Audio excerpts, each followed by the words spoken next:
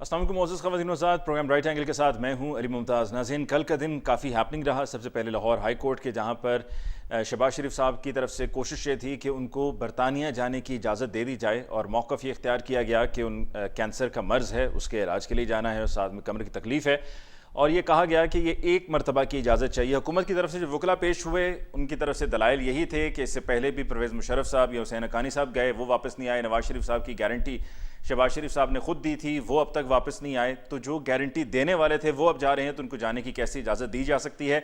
पहले फ़ैसला महफूज हुआ, फिर उसके बाद वो महफूज फ़ैसला जब सामने आया तो इजाज़त मिल गई। वन टाइम परमिशन थी कि मई में अभी जाएंगे, फिर उसके बाद जून में वापस आ जाएंगे और वहाँ जाके डेफिनेटली शुरू के कुछ दिन उनको बरतानवी कानून के मुताबिक, जो वहाँ पर आजकल सिलसिला चल रहा है कि पहले आपको अपने आप को 10 रोज़ के लिए क्वारंटीन करना पड़ता है। एक तरफ जब ये फैसला आया तो साथ ही कतर एयरवेज़ की वो फ़्लाइट के जिसने रात को दोहा और फिर दोहा के बाद आगे कनेक्टिंग फ़्लाइट लंदन की लेनी थी, शहबाज शरीफ साहब लाहौर एयरपोर्ट पे पहुंचे और वहां पहुंचने पर जब वो इमिग्रेशन पे पहुंचे तो उनको बताया गया कि वो नहीं जा सकते, उनको इजाज़त नहीं है क्योंकि उनका नाम अभी तक ब्लैक लिस्ट में है और वहां से हटाने के लिए कोई इंस्ट्रक्शंस मौसूल नहीं हुई हैं। साथ में PMLN के दीगर रहनुमा भी शहबाज शरीफ साहब के मौजूद थे, तारड़ साहब मौजूद थे, अज़मा बुखारी साहिबा मौजूद थी, मरीम औरंगज़ेब साहिबा मौजूद थी, और वहाँ पर FIA हुकाम के साथ इस टॉपिक को लेकर, इस इशू को लेकर कुछ गुफ्तगू हुई, जिसमें FIA हुकाम ने अपना मौक़िफ़ बयान किया। उन्होंने कहा कि जी पहली मरतबा नहीं हुआ, पहले भी कई मरतबा हो चुका है, लेकिन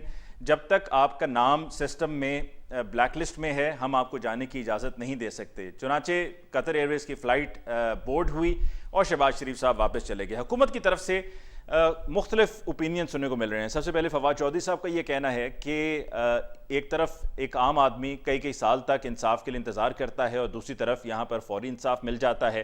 फिर यह भी कहा गया कि इस फैसले को चैलेंज किया जाएगा। फिर यह भी एक नुक्ता उठाया गया कि ये जो टिकट है जिस पर फ़्लाइट पे बोर्ड करना चाह रहे थे शहबाज शरीफ साहब, ये तो बहुत पहले से ही रिजर्व हो चुकी थी, तो पहले से कैसे मालूम था कि शहबाज शरीफ साहब को इजाज़त मिल जाएगी और शहबाज शरीफ साहब इस तरह से बरतानिया जाएंगे? आज के प्रोग्राम में हम इसी हवाले से बात करेंगे अपने मौजूद मेहमानों के साथ, लेकिन गुफ्तगू का बाकायदा आगाज़ करने से पहले हमें लेना है मुख्तसर वक्फा। मुलाकात होगी वक्फे के बाद।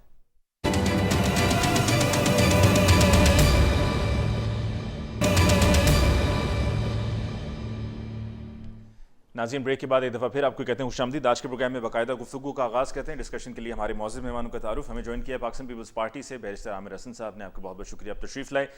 PMLN से हमें ज्वाइन किया है डॉक्टर निसार चीमा साहब ने। चीमा साहब, आपको बहुत बहुत शुक्रिया for joining us show tonight. हुक्मरान जमात PTI से हमें ज्वाइन किया है सेनेटर ओन अब्बास साहब ने। ओन अब्बास साहब, आपको बहुत बहुत शुक्रिया for coming on the show tonight. सबसे पहले निसार चीमा साहब, आपसे गुफ्तगू का आगाज़ करते हैं। जनाब, इजाज़त तो मिल गई अदालत से, लेकिन इतनी जाने की जल्दी क्या थी कि इधर इजाज़त और उधर एयरपोर्ट पहुंच गए, और वो भी टिकट ऐसी कि जो बहुत पहले से बुक हुई हुई थी?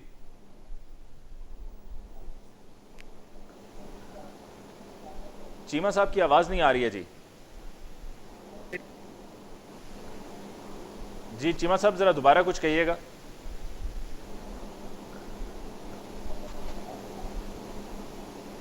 मेरी आवाज आ रही है? जी आ रही है सर, आ रही है सर। मैं ये गुजारिश कर रहा हूँ कि देखिए साहब, ये एक टिपिकल एग्जाम्पल है हुक्मरानों की इंतकामी जारियत की, और ये देखें इस हद तक उनकी फ्रस्ट्रेशन कि वो कंटेम्प्ट ऑफ कोर्ट तक चले गए। देखें किस्मती है इस मुल्क की कि यहाँ पे हुकूमतें भी, ताकतवर इदारे भी, ताकतवर अफराद भी, वो अपने आप को कानून से बालातर समझते हैं। यह है कि देखें जब हाई कोर्ट ने फैसला कर दिया तो ये तो जुर्म नहीं है ना कि फौरन वो एयरपोर्ट पे चले जाएं या 2 दिन के बाद चले जाएं। जब हाई कोर्ट ने अदालत में फैसला कर दिया तो कोई इदारा जो किस तरह उनको रोक सकता है?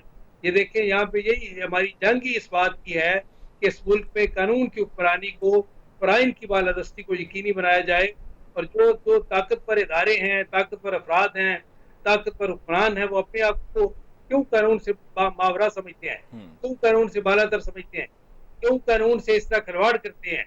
जब अदालत ने फैसला कर दिया तो कोई अदारा जो है किस तरह किसी को रोक सकता है? ये बड़ी बदकिस्मती की बात है। लेकिन ये चीमा तो साहब, कोई जुर्म नहीं है कहने का उनका ये कहना है कि एक प्रोसीजर है, उस प्रोसीजर को फॉलो करना है कि आपको लिखना है FIA को, और DG FIA के पास इख्तियार हासिल है कि किसको जब ब्लैक लिस्ट पर डाला जाता है तब भी, या हटाया जाता है तब भी। तो आपकी तरफ से बाकायदा रुजू नहीं किया गया था? देखिए गुजारिश ये है कि इख्तियार की बात नहीं है, वो तो पाबंद है। जब अदालत ने फैसला कर दिया तो फिर उसका इख्तियार जो है वो बेमानी हो जाता है। अदालत के फैसले की तामील करना, उसका हुक्म मानना जो है वो हर इदारे का फर्ज है। अगर कोई इदारा ऐसा नहीं करता तो वो कंटेम्प्ट ऑफ कोर्ट का मुर्तकब होता है। ठीक, लेकिन दूसरी तरफ ये भी सवाल उठाया जा रहा है कि इतना कॉन्फिडेंस के जैसे कि देखें ना, कल जुमे का दिन था, तो जुमे को लेकर तो पीएमएलएन के जहन में वैसे एक बात बैठ गई होगी कि जुमे का दिन हमारे लिए जरा भारी रहता है, कि टिकट पहले से कटाई हुई है, तैयारी पहले से ही है। नहीं, देखिए, टिकट पहले से लेना तो जुर्म नहीं है ना। जाहिर है कि अगर अदालत इजाजत ना देती तो वो जो टिकट कैंसिल हो जाता। इसमें कौन सी ऐसी कोई बात है, कोई अनहोनी या गैर मामूली या कोई ऐसी कोई बात तो नहीं है। मुझे है कि इसी प्रिजम्पशन की बुनियाद पर ये टिकट लिया गया कि अगर अल्लाह ताला ने फजल करम किया और हमें इजाजत मिल गई तो हम चले जाएंगे, अगर इजाजत नहीं मिली तो ना जाएंगे। लेकिन जब अदालत ने फैसला कर दिया तो कोई अदारा जो है कानून से मावरा नहीं है, ना किसी को ये इख्तियार है। तो देख रहे हैं, ये तो सिस्टम की एक, मैं समझता हूँ कि इनइफेक्टिवनेस है।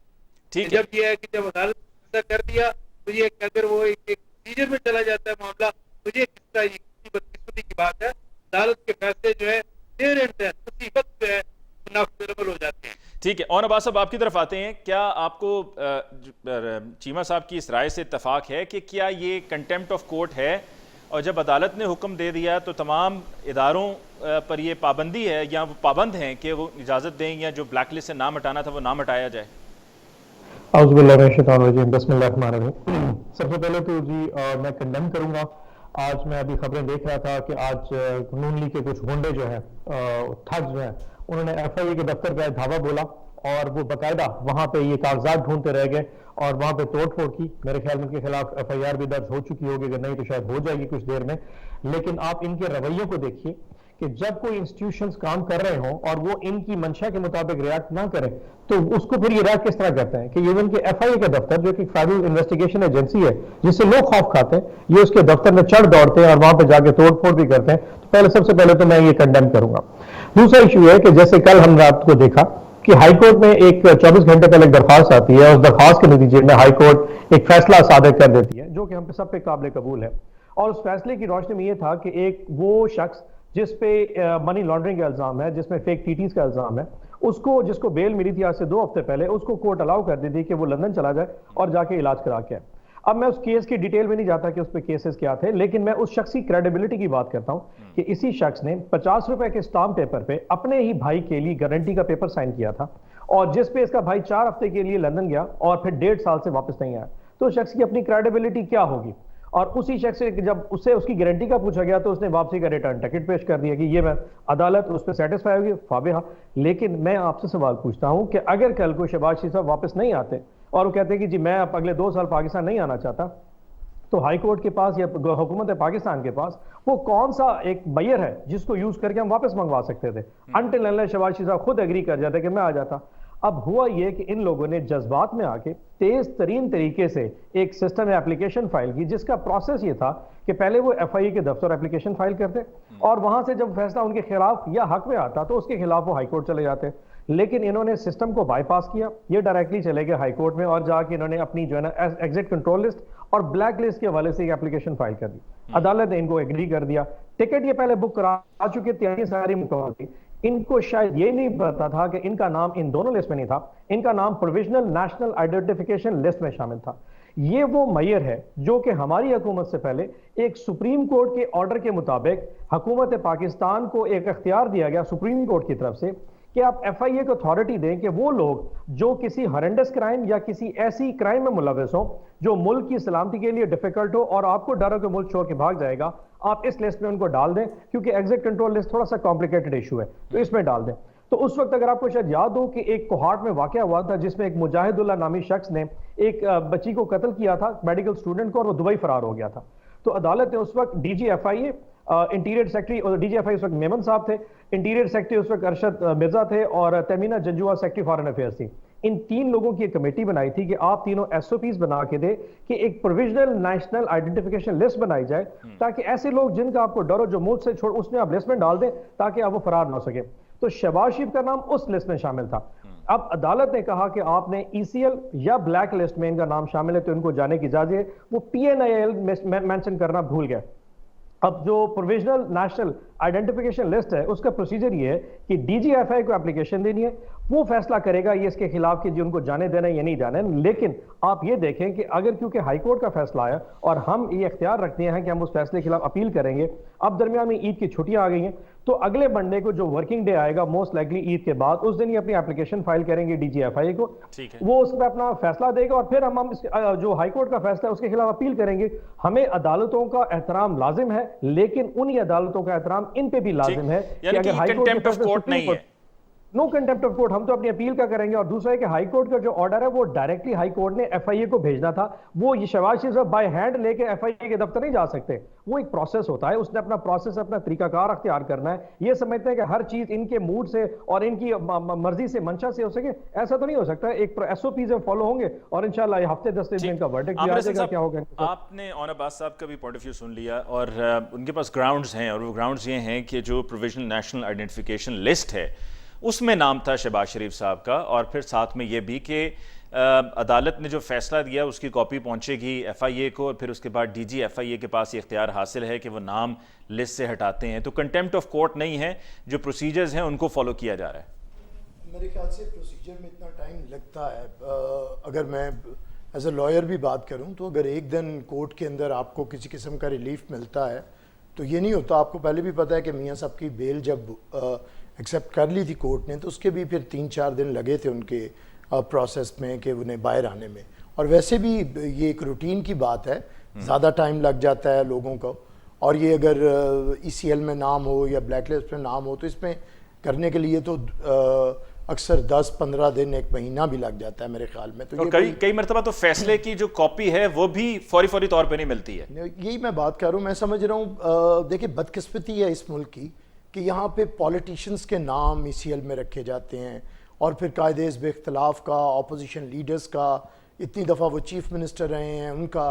तो ये एक बदकिस्मती है पाकिस्तान के पॉलिटिकल सिस्टम के साथ कि आप हमेशा पॉलिटिकल लीडरशिप को मेलाइन करते हैं। ये तो सबको देखना है। आज अगर यहाँ पे शहबाज शरीफ हैं, कल यहाँ पे इमरान खान भी हो सकते हैं, और फिर इमरान खान चीख रहे होंगे अपने फंडामेंटल राइट्स के लिए। तो उस वक्त भी इन्हें सोचना चाहिए, ये एक बुरी प्रैक्टिस है जिससे कि परहेज़ करना चाहिए।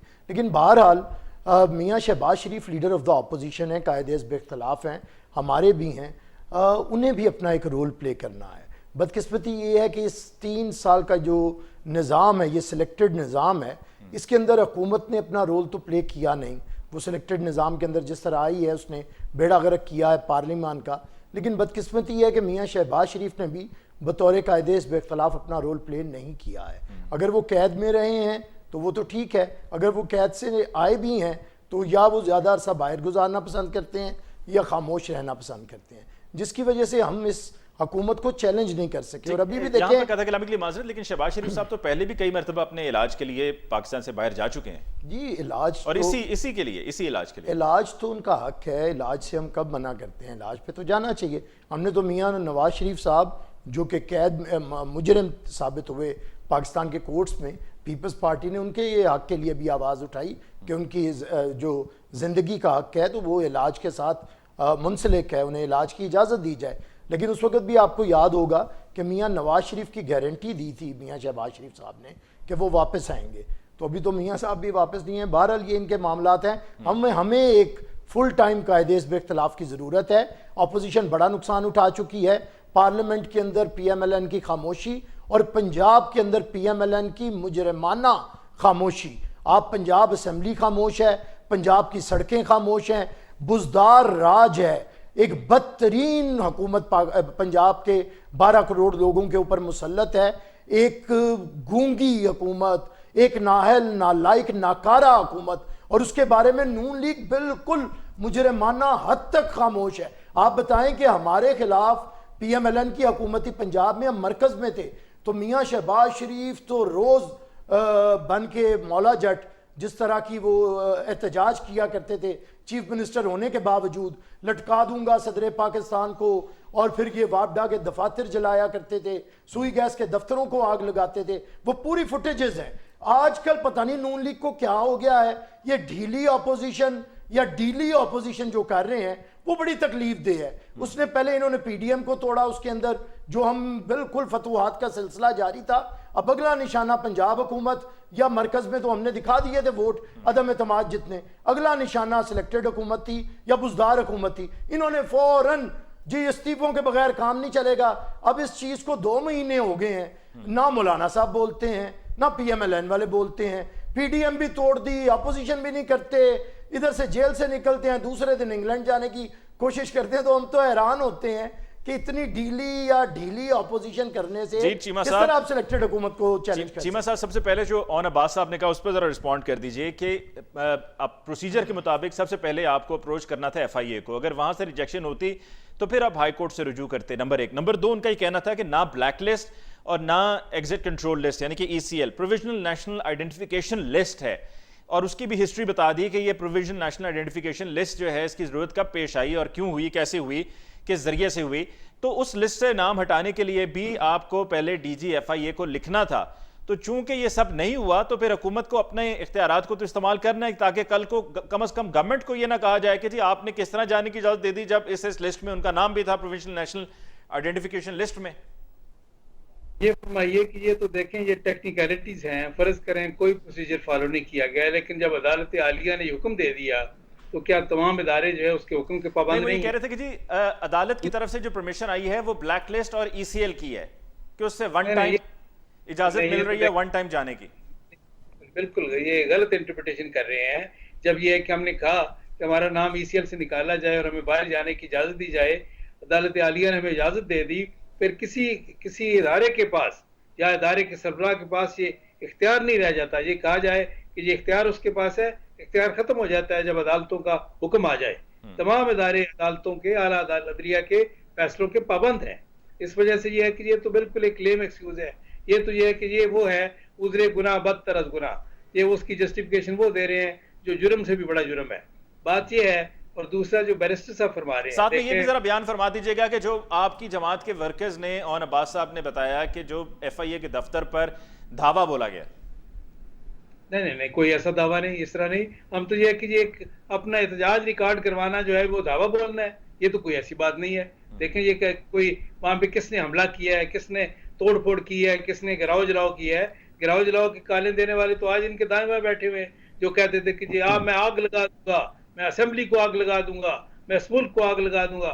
वो तो आज के वज़ीर दाखिला है, लॉ एंड ऑर्डर के जो ओवरऑल इंचार्ज है वो साहब। तो ये तो ऐसी बात करते हुए मैं समझता हूँ कि सबको अपने खुद साबिक का मुजाहरा करना चाहिए, अपने गिरबान में झांकना चाहिए। दूसरा जो है कि जो हमारे भाई बैरिस्टर साहब फरमा रहे हैं, देखें गुजारिश ये है, आमिर साहब जो कुछ फरमा रहे हैं, उन्होंने कहा कि मियां शहबाज शरीफ ने लीडर ऑफ द अपोजिशन का रोल उस तरह प्ले नहीं किया। मुमकिन है इसी वजह से, इसी के पेश नज़र उन्होंने सोचा हो कि सेनेट में लीडर ऑफ द अपोजिशन जो है वो बनने के लिए बेहतर है कि हम ये कि सरकारी पार्टी बाप के वोट लेके लीडर ऑफ द अपोजिशन का कम अज़ कम वोदा जो है वो तो अपने पास रखें, ताकि इफेक्टिव तौर पे वो जो है वो रोल प्ले हो सके। बात यह है कि मैं आमिर साहब की किसी बात का उस तरह जवाब नहीं देना चाहता, ना उस तरह के अल्फाज इस्तेमाल करना चाहता। ये सवाल तो ठीक है कि खामोशी इतनी क्यों, कि जहां पर एक तरफ इस्लामाबाद की तरफ मार्च की बातें हो रही थी, मौलाना साहब भी खामोश हैं, PMLN भी खामोश है, और तैयारियां मुकम्मल थी कि यहाँ पर तहरीक अदम एतमाद पंजाब में लाई जाएगी बुजदार सरकार के खिलाफ, तो वो सब भी नहीं हुआ, सब खामोशियां, इस्तीफे भी नहीं, कुछ भी नहीं हो रहा है। पंजाब से दें, इनकी हुकूमत टूट सकती है पंजाब की। अब इजाजत दे तो मैं बात करूँ। देखिए गुजारिश ये है कि स्ट्रेटजीज के हवाले से 100 दफा इख्तलाफ होते हैं, एक ऑनेस्ट डिफरेंस ओपिनियन होती है। यह है कि जिस तरह पीपल्स पार्टी इस्तीफे देने के हक में नहीं थी, ये सिंध गवर्नमेंट को कुर्बान करने के लिए तैयार नहीं थी, वो जो इस्तीफों वाला ऑप्शन जो है वो उनके ख्याल में वो एंड पे आखिरी यानी एज ए लास्ट रिजॉर्ट में इस्तेमाल होना चाहिए था। लेकिन हमारे ख्याल में वो जो है वो उसकी इफेक्टिवनेस जो है शायद पहले ज्यादा होती, लेकिन ये एक ऑनेस्ट डिफरेंस ओपिनियन है।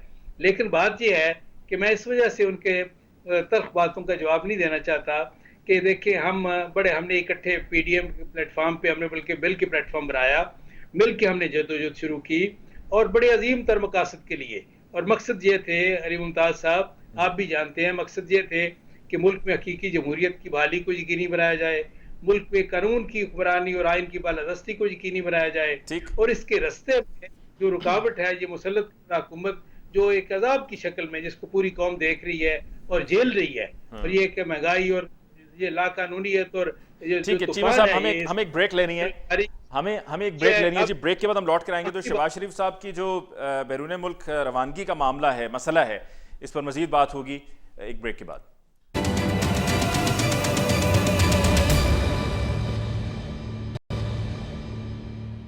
Welcome back after the break जी। ओन अब्बास साहब, फौरी तौर पर आपकी तरफ आते हैं। आपने निसार चीमा साहब की राय सुन ली। एक दफ़ा फिर उनका यही कहना है कि जब अदालत ने हुक्म दे दिया है तो ये टेक्निकलिटीज़ हैं, तमाम इदारे अदालती हुक्म के पाबंद हैं।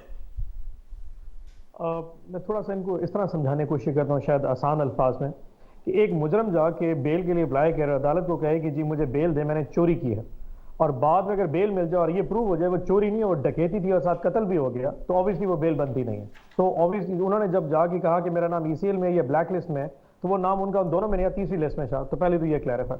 दूसरा, मेरे मौजूद दोस्त जिस एक्सपेक्ट कर रहे हैं कि जिस तरीके से उनको ये इजाजतनामा मिला है, वो उसी तरीके से एक्सपेक्ट कर रहे हैं कि शायद FIA भी उसी तरीके से रिस्पॉन्ड करती और शायद टीवी की खबरों के ऊपर ही FIA 21 तोपों की सलामी देने के लिए उनको पहुंच जाती और कतर की फ्लाइट में उनको इज्जत से जाके रेड कारपेट में बिठा देती। ऐसा मुमकिन नहीं होता। कानून के दायरे में रह के हर चीज का एक प्रॉपर लॉ होता है। अगर वहां कोर्ट ने ये ऑर्डर इशू किया तो वो DG FIA के पास जाएगा, वो उस पर अपना डिसीजन करे और उसमें चीजें में एक लॉज लगते हैं। अब ये तो नहीं कि अताउल्ला तारड़ या मरियम औरंगजेब गाड़ी में जाके एक पर्चा लहराते हुए जाके दौड़ जाए, एयरपोर्ट पे खड़े हो जाए कि जी बिठाओ इनको जहाज में, नहीं तो हम ऐसी की तैसी फेरते। कानून इस तरह से काम नहीं करता। They have to understand. और मैं जो बात पहले एक्सप्लेन कर चुका हूं कि PNIL जो प्रोविजनल नेशनल आइडेंटिफिकेशन लिस्ट है, वो हमारी गवर्नमेंट का काम नहीं है। ये सुप्रीम कोर्ट के ऑर्डर पे इशू हुआ था और इसके बड़े बहुत सारे केसेस में हो चुके हैं। एक वो अमेरिकन था मोस्ट लाइकली, जिसने मागला रोड पे एक पाकिस्तानी को कुचल दिया था, वो दौड़ने लगा था, उस केस में इस्तेमाल हुआ था। और भी बहुत सारे केसेस में जहां पे कानून नाफिज करने वाले अदारों को यह समझ लगती है कि ये जो शख्स यहां से मुल्क से बाहर जा रहा है और ये शायद पाकिस्तान वापस नहीं आएगा और इसके जो क्राइम्स हैं वो वैसे ही अनएप्रीहेंडेड रह जाएंगे, तो उस पे वो कानून अपना जो है ना, चूंकि ये प्रोविजनल नेशनल आइडेंटिफिकेशन लिस्ट की आप बात कर रहे हैं, तो यहाँ पर जरा ये भी वाज़ेह हो जाए कि इस लिस्ट पे शहबाज शरीफ साहब का नाम कब से है, और साथ में ये भी वाज़ेह कर दीजिएगा कि जिस तरह अभी कल एहसन इकबाल साहब भी बात कर रहे थे या दीगर और भी लोग हैं, तो उनके नाम भी ACL पे होते हैं या प्रोविजनल नेशनल आइडेंटिफिकेशन लिस्ट पर होते हैं? आपको ECL में और PNL में थोड़ा सा डिफरेंशिएट करना पड़ेगा। ECL का प्रोसेस थोड़ा लंबा होता है और उस वक्त जब ये इशू हुआ था, जब मुजाहिदुल्लाह नामी एक शख्स ने एक बच्ची का कत्ल किया था कोहाट में और दुबई फौरन, तो सुप्रीम कोर्ट में FIA ने जाके कहा था कि ECL के प्रोसेस को चलाने के लिए कम से कम 1.5 से 2 माह चलते हैं और उसमें कैबिनेट की रिक्वायरमेंट शामिल होते हैं, बहुत सारे प्रोसीजर्स रन करने पड़ते हैं। तो इतनी जल्दी किसी शख्स का जो कत्ल करके मुझसे बाहर जा रहा हो हमारे लिए पॉसिबल नहीं है।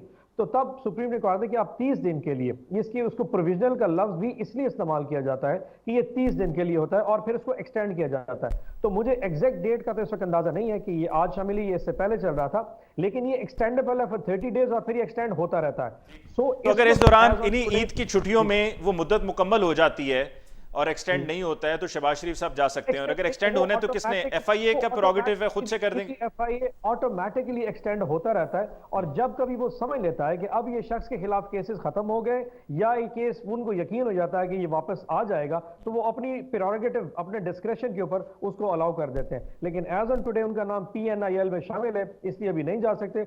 जो नेक्स्ट वर्किंग डे आएगा, क्योंकि लॉकडाउन की वजह से हर चीज बंद है, नेक्स्ट वर्किंग ईद के बाद जो मंडे आएगी उनकी एप्लीकेशन हाई कोर्ट की जाएगी, वो उसमें देखेंगे, अगर वो समझेंगे ठीक है, लेकिन मोस्ट लाइकली मंडे को जो नेक्स्ट वर्किंग मंडे आएगा हम सुप्रीम कोर्ट में इसके खिलाफ अपील दायर करेंगे और वहां पे ये बावर कराएंगे कि इस शख्स की गारंटी के ऊपर पहले भी एक शख्स एब्सकॉन्डर है, वो भगोड़ा है, वो मुल्क से बाहर जा चुका है और अपनी खानदानी रवायात के तनाजुर में एक शख्स पे भी हमें पूरा यकीन है कि एक दफा ये मुल्क से बाहर चला गया, ये 8 हफ्ते में वापस नहीं आएगा। और अगर वापस ना आया तो अदालत आलिया कम से कम हमें ये जरूर क्लियर कर दे कि उस वक्त हमारे पास कौन सी यार्डस्टिक होगी जिसके नतीजे में, क्या वो इंटरपोल होगी, क्या वो बरतानिया से कोई हमारा उनके साथ कोई मुआहदा है जिसके तहत इनको वापस मंगवाया जाएगा, क्योंकि वो जो 7.5 अरब की जो मनी स्कैम है, जो मनी लॉन्ड्रिंग का इन पे इल्जाम है, उसका हिसाब इनको देने के लिए पाकिस्तान पड़ेगा। ये बात आपकी बिल्कुल दुरुस्त है, लेकिन आप ही के दौरे हुकूमत में अदालती फैसलों को इस्तेमाल इस तरीके से किया जाता रहा है, आपकी एडमिनिस्ट्रेशन इस तरह से लेके चलती रही है कि जिनके हक में जो बेनिफिशियरी हैं फैसले के,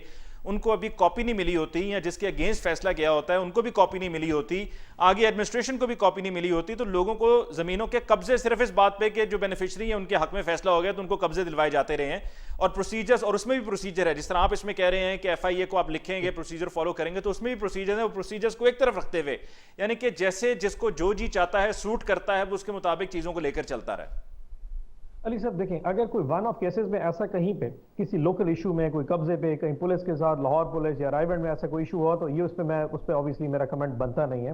बट जो हाई वैल्यू केसेस होते हैं, जैसे नवाज शरीफ साहब का केस था या शहबाज शरीफ साहब है या जरदारी साहब के केस है, इन केसेस में एसओपी या टीओआर को फॉलो करना बहुत इंपॉर्टेंट है। क्योंकि कल को जब ये चीजें एक्सप्लेन, अब जिसने आज ये ऑब्वियसली स्टैंड लिया है, डू यू रियली थिंक कि उसने थॉट अबाउट नहीं किया होगा इसके बारे में, इतना सोच समझ के फैसला नहीं किया होगा? कल को उसको भी रेपरकशंस हो सकते हैं।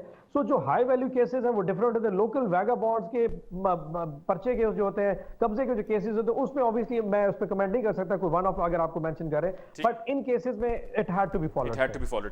आमिर हसन साहब, क्या शहबाज शरीफ साहब के जाने के मामले पर जो हुकूमती मौक़िफ़ है, आप उसे एग्री करते हैं कि ये तरीक़ाकार है, प्रोसीजर है, उसको फॉलो करने हैं, या आप समझते हैं कि जो चीमा साहब बात कर रहे हैं वो ठीक है कि जब इजाज़त ने एक दफ़ा हुक्मनामा जारी कर दिया और कह दिया है कि एक मरतबा की इजाज़त शहबाज शरीफ साहब को दे दी जा रही है बरतानिया जाने के लिए, इलाज के लिए, तो वो उसको फॉलो किया जाना चाहिए था? देखिए, गवर्नमेंट जो बात कर रही है, अगर गवर्नमेंट भी मेलाफाइडी इंटेंशन के साथ ना हो तो मामला तय तो हो सकते हैं, लेकिन बहरहाल उसमें वक्त तो लगेगा। जिस तरह PMLN ने, गवर्नमेंट की कोई मेलाफाइडी इंटेंशंस हैं? वो तो हैं, वो तो मैंने पहले कह दिया कि पॉलिटिकल लीडरशिप को मिलाइन करना, उन्हें जगह जगह पे देखे ना, सारी सियासी क़यादत जेलों के अंदर इन्होंने रखी है, कोई भी सियासी क़यादत, इवन इनका कोई धड़ा टूट के जो इनसे नाराज़ होता है उसे भी ये जेल का और नैब की धमकी देते हैं।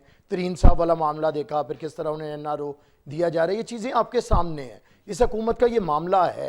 लेकिन इसके बावजूद एज अ लॉयर मैंने पहले भी बताया कि प्रोसीजर पे टाइम लगता है। मुझे खुद भी मेरे लिए ये बड़ी हैरानगी की बात थी कि आज मियाँ साहब की बेल हुई है और कल उन्होंने टिकट करा के और फौरी वो इंग्लैंड जाना चाह रहे हैं। हाँ, ये देखिए, वापस आने का तो मैं नहीं बात करना चाहता, और फिर जहाँ पे चीमा साहब तशरीफ़ फरमा हो, मुझे इनका बड़ा एहतराम है, तो मैं एक शेर के अंदर चीमा साहब को तो बहुत सारी बातें कहना चाहता हूँ। खुद इन्होंने जिक्र किया कि महंगाई की चक्की में लोग पिसे हैं, इस हुकूमत ने बेड़ा गर्क कर दिया है, महंगाई, बेरोज़गारी, गुर्बत। तो फिर इनसे ये सवाल है कि लोग तो पाकिस्तानी कह रहे हैं कि आशियाँ जल गया, गुलसितां लुट गया, हम कफस से निकल कर किधर जाएंगे, इतने मायूस सयाद से हो गए, अब रिहाई मिलेगी तो मर जाएंगे।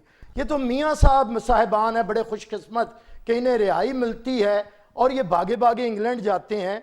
पंजाब के लोगों ने अपनी इज्जत की पग नून लीग के सर पे रखी है और नून लीग उस पग को हमेशा दाग लगा देती है, हमेशा दाग लगा के बाहर चली जाती है।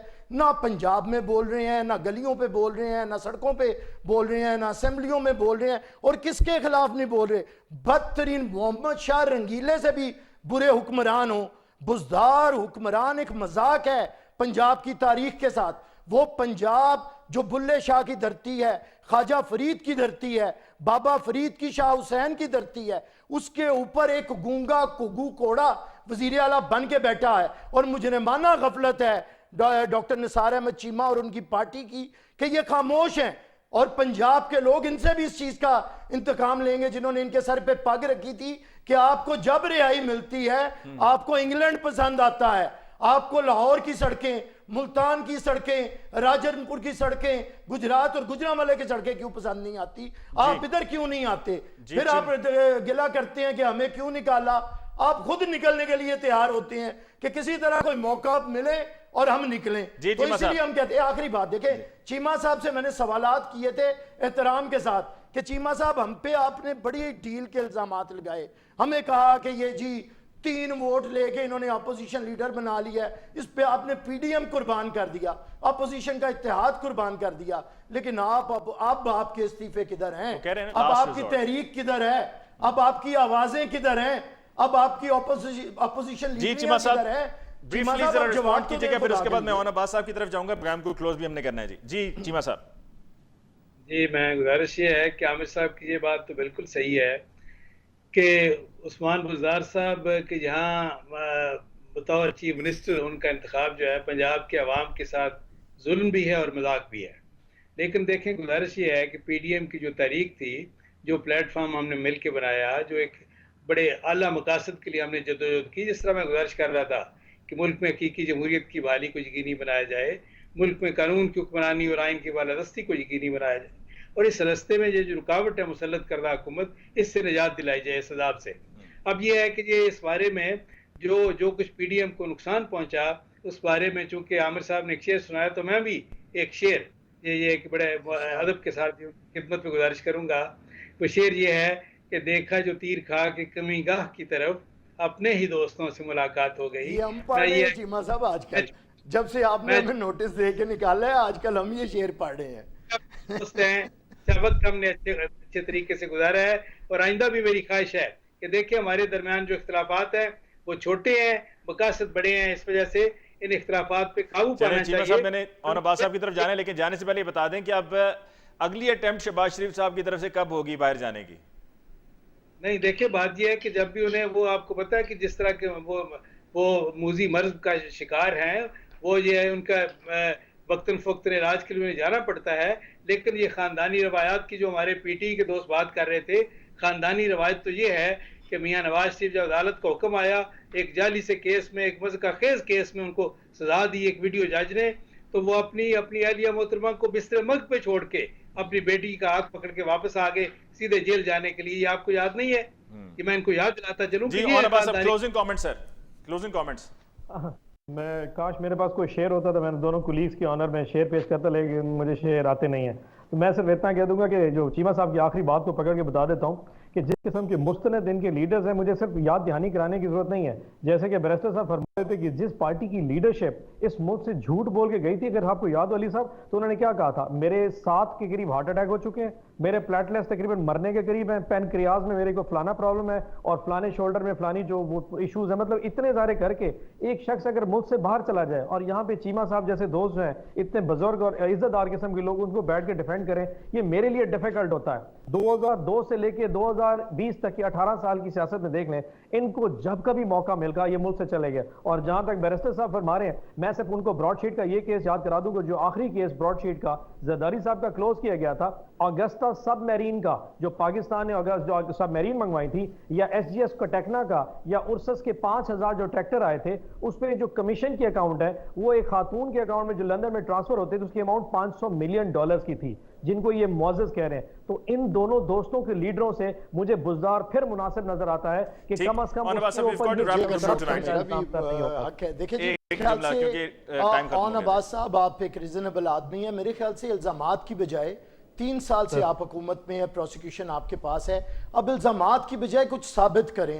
आपके ये जितना ब्रॉडशीट है और उसमें आपकी रिश्वत लेते हुए उनका एक जुमला बड़ा मानीगेज है कि काश के हम मदलिया भी होते, काश के मदलिया भी होते। कोई भी नहीं आया। अब जी वाइंड अप करना, आपको बहुत बहुत शुक्रिया कि आपने ज्वाइन किया। निसार चीमा साहब आपको बहुत बहुत शुक्रिया और आमिर साहब आपको बहुत बहुत शुक्रिया। नाज़रीन, इसके साथ ही मुझे इल्म मुमताज़ को दीजिए इजाजत। अल्लाह के पास।